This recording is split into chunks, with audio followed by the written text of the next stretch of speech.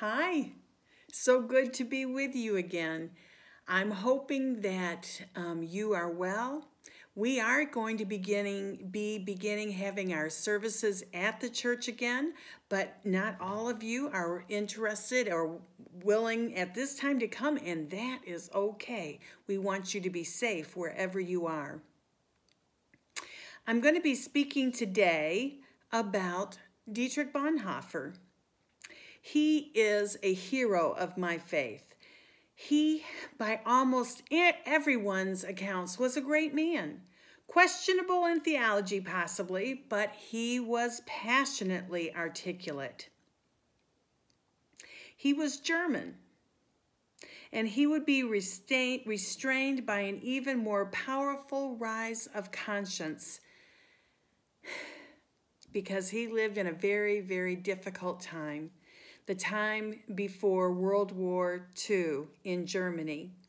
He was from a wealthy, prominent family and could have easily maintained a comfortable life doing whatever interested him. But his greatness would not be found in achieving the fame among people, but in defying the defamers of God. God had shown him what to expect from life, not to seek greatness for himself. While he was in prison, he said, I cannot get away from Jeremiah 45, which reads in verses 4 and 5, I will destroy this nation that I built. I will uproot what I planted. Are you seeking great things for yourself? Don't do it. But don't be discouraged. I will bring great disaster upon all these people, but I will protect you wherever you go. I, the Lord, have spoken. Bonhoeffer saw himself and his country, Germany, in that scripture. He could see the destruction of Germany was coming. He could have been prominent in the Nazi regime had he chosen to, but he heard from God that he was not to build a name or fame for himself, but to follow God's leadership, and God would be with him, whatever would come. For the first few years of his pastoral career, he was making himself known by screaming to wake up a sleeping church that was nodding in lockstep with the Nazis' appeal to patriotism, youthful discipline, laws, and order. The humiliation of the World War I had left Germans weary, weakened, and without heroes, making the rising tide of German pride a welcome new throb in the national heartbeat. The church perceived the saving of our nation by our leader Adolf Hitler as a gift from God's hand. Oh, even from many years out, a statement like that just can give us chills. But for the faithful who were living in it, before their very eyes, ice melted into fury, and Bonhoeffer was among the most furious. When hardline leaders in the church began denying ordination of anyone who was non-Aryan, white, blue-eyed type person, Bonhoeffer then called for all ministers to resign in solidarity. When the church leaders declared the Jews a separate, inferior race, he helped rally what remained of the faithful remnant into a confessing church movement that refused to exile anyone from the gospel. And when Jewish businesses began boycotting and boarding up the businesses of Jewish people, he sounded the alarm for the church. This is what he said, not only to help the victims who have fallen under the wheel, but, if necessary, to fall into the spokes of the wheel itself. By this time, the German church had already demanded that he cut ties with overseas contacts. The German Foreign Office had told him to keep his mouth shut if he knew what was good for him. And a high-level government decree had slammed the door on the little seminary he had started, forcing him to travel in secret from town to town in order to supervise confessing church pastors serving illegally in small congregations. Church offerings were being seized, and informers were running to authorities with sermon notes and pulpit announcements. Hitler's Minister of Church Affairs had declared that belief in the Son of God was a laughable dogma of the past. Now Bonhoeffer had become one of the hunted. In 1939, he was arrested.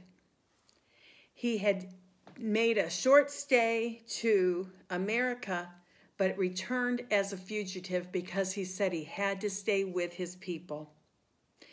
During this time, he gave information to his foreign sources, trying to help put together a multinational effort against the Nazis, trying to help put together spiriting Jews out of Germany into a safer place. He was working counterintelligence. Within months, he was discovered and taken to jail. On Easter 1945, he could hear Americans bombing in the distance. The Allies were advancing and the Germans were in retreat. The war couldn't last much longer. But Bonhoeffer's freedom did not come from being released from prison, but rather from being taken from this life by the Gestapo by a hanging noose. While hoping for a release, he braced himself for the ultimate sacrifice. A doctor on duty that morning continued Bonhoeffer's story. Through the half-open door, I saw Pastor Bonhoeffer kneeling on the floor, praying fervently to God. I was most deeply moved by the way this lovable man prayed, so devout and so certain that God heard his prayer. At the place of execution, he again said a short prayer and then climbed the steps to the gallows, brave and composed. His death ensued after just a few seconds. In the almost 50 years I have worked as a doctor, I have hardly ever seen a man die so entirely submissive to the will of God.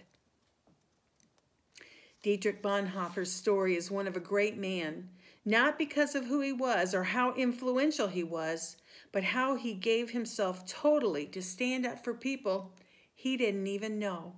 He stood up to a dangerous regime for people much different than himself. He, like God, showed no partiality of persons. He did what he could, with no partiality of who they were, where they were from, how they lived.